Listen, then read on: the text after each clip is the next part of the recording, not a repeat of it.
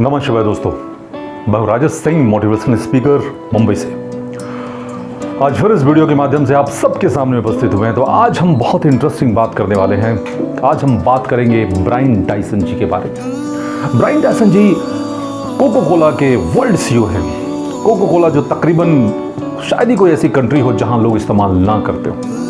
पिछले 40 सालों से वर्ल्ड सीईओ हैं।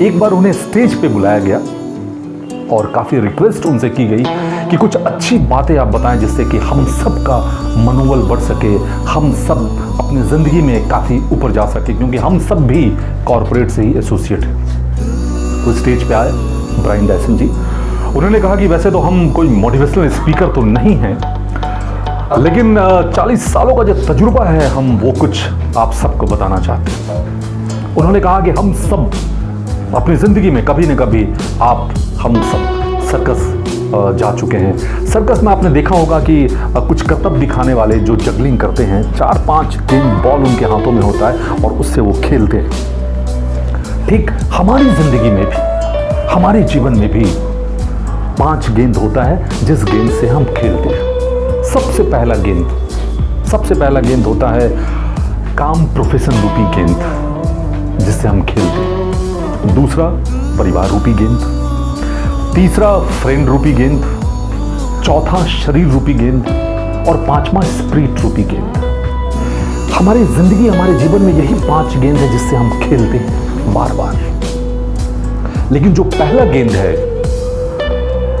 काम रूपी गेंद, प्रोफेशन रूपी गेंद, वो रबर का गेंद है। वो बार बार बाउंस बैक होता है।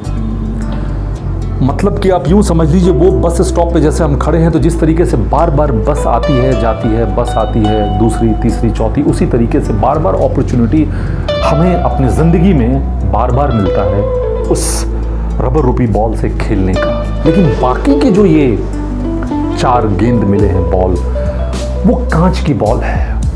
उसे बहुत संभाल के रखना पड़ता है, बहुत ही मतलब इमोशनली उससे आपको अटैच्ड रहना होगा, क्योंकि एक बार भी अगर हाथ से गिरा तो वो टूटा, नहीं टूटा तो क्रैक हुआ, नहीं क्रैक हुआ तो कुछ ना कुछ तो डैमेज होना ही है। तो ये जो 4 आपके जिंदगी में जो बॉल है ना, परिवार रूपी बॉल, फ्रेंड रूपी गेंद बॉल कह सकते हैं, शरीर रूपी गेंद और स्पिरिट रूपी जो गेंद है, इसे बहुत संभाल के रखना होता है। अगर ये सही है तो पहला जो आपका प्रोफेशन रूपी जो गेंद है वो अपने आप ठीक रहेगा।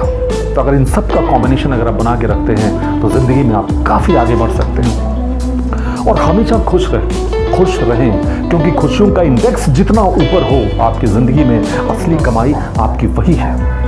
इसके साथ साथ उनका कहना था कि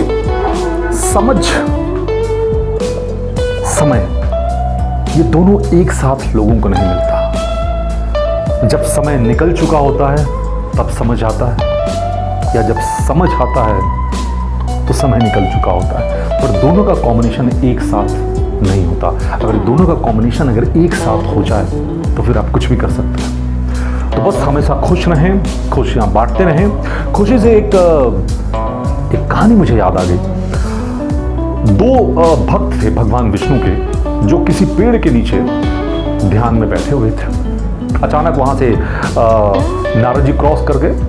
तो उन्होंने नारद जी से पूछा कि नारद जी आप तो कहीं भी चले जाते हैं, तो क्या आप भगवान विष्णु के पास जाएंगे? तो हमारा एक सवाल है, क्या आप पूछकर हमें बता सकते हैं? तो उन्होंने कहा ठीक है, आप पूछो क्या पूछना है। तो उन्होंने कहा आप उनसे ये पूछिएगा कि कब हमें वो दर्शन देंगे। अभी हम लोग साधना में बैठे हैं तो कितने मतलब दिनों तक, कितने महीनों तक हमें तपस्या करना होगा तब वो दर्शन देंगे। नारद जी ने कहा ठीक है, मैं पूछकर बता दूंगा।